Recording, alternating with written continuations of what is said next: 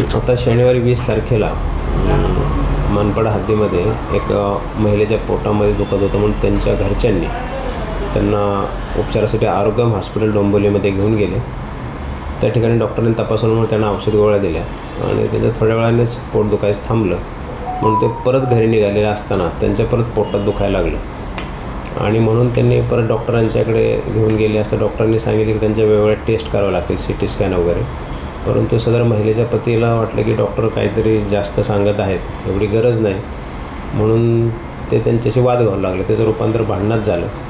मग त्या नातेवाईकांनी डॉक्टरांना हाताने आणि पायाने मारायला सुरू केली असता डॉक्टरांनी स्वतःला वाचवण्यासाठी हात पुढे केले स्वतःचे, तर त्यांनी हाताला पण चावलं, बाकी स्टाफला पण चावलं. मग त्याच्यामुळे ते पोलीस स्टेशनला आम्ही त्यांच्यावर गुन्हा दाखल केला आणि भारतीय दंड संहिता अन्वयेच परत डॉक्टरांचा जो संरक्षणाचा कायदा आहे त्याप्रमाणे पण गुन्हा दाखल केला.